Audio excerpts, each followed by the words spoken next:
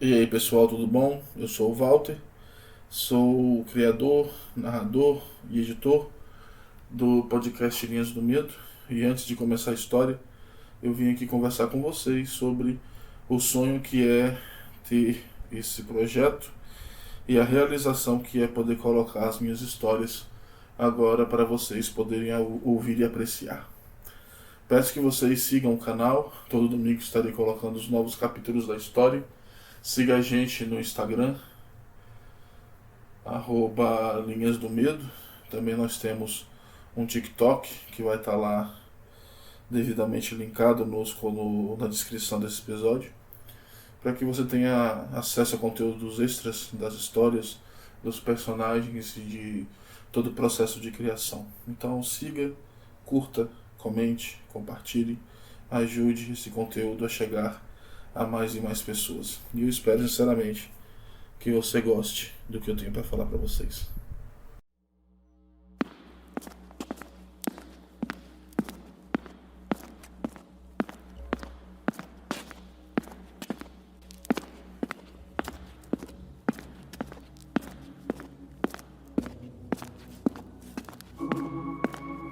Seus passos ecoaram pelo corredor grande e vazio. Facilmente seria encontrado por quem o estava caçando, se é que eles ainda não estivessem no local. Mas de alguma maneira ele sabia que não estava. Ainda. Não correu, mas isso não significava que não tinha pressa. Muito pelo contrário. Tinha medo de não ter tempo de fazer aquilo que tinha que fazer. Tinha medo, até mesmo de não ser capaz de fazer o que devia ser feito. Mas ele estaria ali para realizar, custasse o que custasse. Pois desde o dia em que foi aceito naquela confraria, que alguns poucos sabiam da existência e alguns outros chamavam de seita excomungada, ele foi informado de que caso só ele sobrasse, que ele devia fazer aquilo. Foi ensinado e treinado sobre como fazer por pelo menos umas 200 vezes. Todos foram, mas nenhum acreditava que seria aquele que deveria levar a cabo aquela missão tão importante. Nem mesmo ele estava acreditando, mas era ele. E não existia pensar se estava pronto ou não. Era fazer ou fazer. Quanto tempo ele demorou para chegar no convento, ele não soube. Mas de certa forma ele entendeu de que os seus senhores estavam ao lado de seus súditos. Pois quando ele entrou por uma porta secreta, que apenas os membros da confraria conheciam, se deparou com uma cena de violência extrema, um massacre. Eram 12 os padres que viviam ali.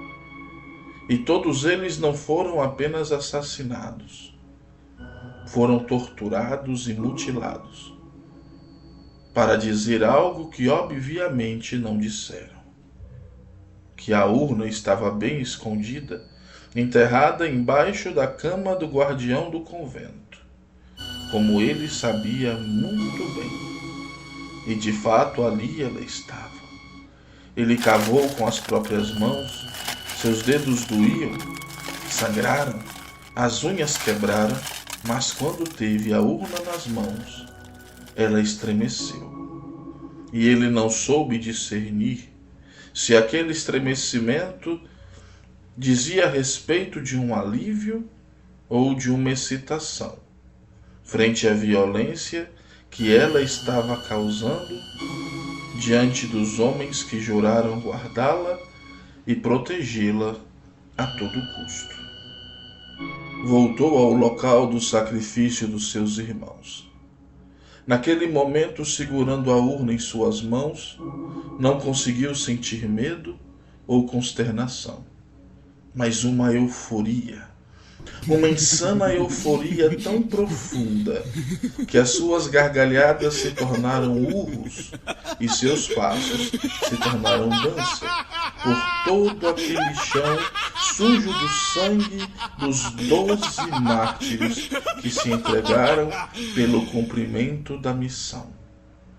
E a ele coube ser o receptáculo de seus senhores, o jumento que carregaria os gloriosos e os distribuiria através daqueles que os senhores decidissem possuir. Padre Henrico voltou para a sua igreja. Eram 20 os padres da confraria que viviam naquela cidade. Pelo menos 12 padres tinham que viver naquele convento para guardar a urna em si. E não importava se moravam naquela cidade ou não. Todos se reuniam pelo menos uma vez por quinzena para adorar os 12 contidos na urna, em um ritual que em nada se parecia com uma missa, mas sim com os bacanais dedicados ao deus do vinho na antiga Grécia. Quando a notícia de que os homens do dicastério para a doutrina da fé chegaram naquela cidade, os membros da confraria sabiam que não estavam ali pela doutrina, mas estavam ali pela disciplina. Confrarias ou seitas, como o dicastério os chamaria, sabiam muito bem que Paulo VI só mudara o nome daquela organização, mas que por debaixo dos panos ela continuava o mesmo trabalho iniciado por Paulo III, quando fundou a Suprema e Sacra Congregação da Inquisição Universal. A cena que viu do convento de São Balaão provava que os seus métodos não mudaram com o passar das décadas. Apenas se adaptaram. Estaria sendo seguido? Estava em perigo ao andar pelo pátio externo do convento, que na placa se chamava São Miguel Arcanjo. São Balaão era o nome conhecido pela confraria de mesmo nome, que comandava aquele local, como também comandava as paróquias onde os padres diocesanos pastoreavam aquela e em outras cidades. Mas a urna era uma dádiva apenas para os habitantes daquele local. A graça singular, a presença real dos 12. Depois de apanhar os seus paramentos na sacristia de sua igreja, se dirigiu rapidamente a uma escola religiosa onde também dava aula. No primeiro piso, adentrou uma capela e o local estava completamente vazio. Fez desenhos no chão. Colocou 7 velas de cores distintas dentro de 7 pentagramas que estavam dispostos em torno de um grande círculo, onde no meio deste ele repousou a urna. Ele mesmo pegou um saco de couro negro que carregava amarrado à perna esquerda. Puxou um punhado de cinza de 7 ossos de 7 mortos sem culpa das suas mortes. Jogou a cinza em torno da urna e, cantando uma melodia sem letra e mentalizando ser o último de sua ordem naquela cidade, que deveria guardar na própria carne o que aquela urna encerrava dentro de si. E isso tudo fez com que a tampa pulasse, como se aquele conteúdo a empurrasse com toda a força para longe. E num segundo, toda a capela se tornou escura, como se a noite tivesse adentrado naquela capela. O padre Henrico se jogou para trás, deixando a boca escancarada, e num segundo as sombras desceram em direção à sua garganta. Foram 30 segundos da mais extrema agonia. Não conseguia respirar. Os olhos se esbugalhavam e toda a carne inchava, como se sua pele estivesse prestes a se rasgar a qualquer segundo.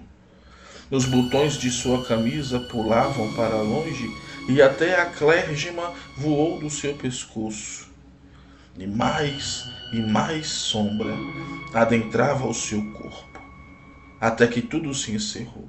O corpo do padre caiu inerte como um cadáver no chão da capela. Em seguida, convulsões fortíssimas faziam com que ele saltasse alturas, mesmo sem colocar a planta dos pés no chão. E então ele se ergueu. Calmamente. Tinha dado certo. Ele estava vivo e não estava mais sozinho. Podia sentir os 12. Estavam com ele, dentro dele, comungando de sua vida dedicada a servi-los.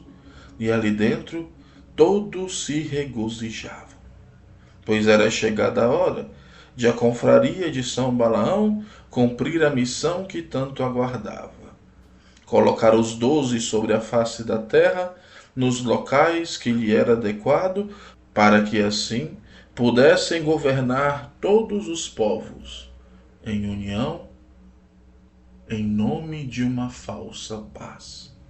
Mas antes de iniciar o fim, era necessário que ele mostrasse aos seus inimigos a força daqueles que queriam manter os 12 aprisionados na urna, onde dormiam, aguardando a hora de retomarem os seus reinos. As luzes se apagaram por todo o prédio. Eles tinham chegado, e era hora de mostrar o quanto a humanidade era inferior, merecendo apenas o lugar de adoradores, adoradores de tamanho reis de outrora. Um homem entrou na capela. Estava tudo escuro. Ele tinha uma lanterna na mão esquerda, que segurava em cima da pistola que levava sua mão direita. Ele era habilidoso, enquanto movimentava a lanterna para observar se não tinha ninguém nos cantos do local, que aparentemente estava vazio. Andando mais para frente, seus pés bateram em algo. Um susto, e a luz da lanterna mostrou que a urna que tinha que recuperar estava no chão, e sua tampa logo ao seu lado. Alguém conseguira abri-la, e mesmo que não tivesse total ciência de o que estava acontecendo, ele sabia que aquilo era algo com que realmente tinha que se preocupar. A ordem era que ela permanecesse fechada, custasse o preço que tivesse de ser pago. De toda maneira, tinha de levá-la ao seu líder. Ele era um bispo experiente e saberia bem o que fazer naquela situação. Esquecendo-se então de todas as manobras de segurança, apanhou a urna, apanhou a tampa e se virou para correr para o piso inferior onde estava o bispo. Ao olhar para a porta, notou uma sombra mais escura do que a escuridão próxima ao teto.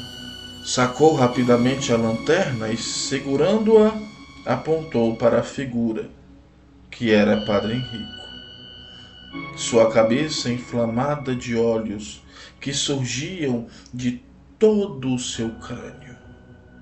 Olhavam famintos na direção do padre, que, aterrorizado ao ver o seu irmão de batina no alto da parede, demorou o segundo de ouro. Aquele segundo que o outro precisava para pular sobre ele e com um soco quebrar todos os seus dentes, enfiando o punho dentro de sua boca para calá-la de qualquer grito. A arma no chão, o desespero no olhar e um movimento para baixo puxando a mandíbula, deixando-a pendente num estranho ângulo. Àquele último golpe, a morte foi instantânea, E uma sensação mais poderosa que um orgasmo tomou todo o corpo de Henrico, fazendo com que ele se sentisse pleno. Finalmente, matara em nome de seus senhores. Então Padre Henrico, impondo as mãos sobre o cadáver, disse: Você agora dorme diante de nós. Não há riso, nem lágrimas. Não há amor, pois tiramo-lo de você. Como o ódio não mais terá lugar dentro de ti, pois tiramos você dele. Por mais que os queira, não há mais pertença tua a nada que te traz apego, porque nós decidimos que você dormiria, e assim só lhe resta descansar em nós. Ele saiu pela escada.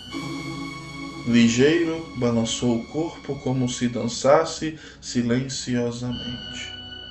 Nem seus sapatos faziam som. E num segundo, 4 dos dedos da mão direita entraram na cabeça de um outro padre, como se Henrico usasse seus dedos como uma faca que adentrou pelo pescoço do homem até o céu de sua boca. Ele gorgolejou pelo menos 2 vezes antes de perder completamente os sentidos e a vida. E Henrico, como um soldado hábil, desceu as escadas e viu o bispo, que estava no meio do hall de entrada do colégio. E antes que visse a chegada do padre que caçava, recebeu uma pancada muito forte na cabeça. Era a tampa da urna. O homem de batina preta caiu no chão com um baque seco, e a última coisa que distinguiu no escuro foi a sola do sapato de Henrico, que esmagou sua cabeça em um único golpe. Eminência! Gritou um padre vindo da frente da escola, onde estavam os outros soldados do dicastério para a doutrina da fé. Mas nem chegou ao bispo e sua cabeça olhou para trás com a torção que Padre Henrico causou no seu pescoço. Mas ele nada viu. Já estava morto. Seu corpo foi levado como escudo para fora, e antes que os outros pudessem entender o que estava acontecendo, os tiros certeiros derrubaram a todos aqueles homens. Claro que o barulho dos tiros chamou a atenção de todos. Em menos de 1 minuto, uma confusão estava completamente elaborada à porta da escola. E esse, o momento da invasão, foi o momento escolhido por Henrico para correr pela lateral e, com um único salto, vencer os muros da escola e ir embora pela noite, se misturando às sombras.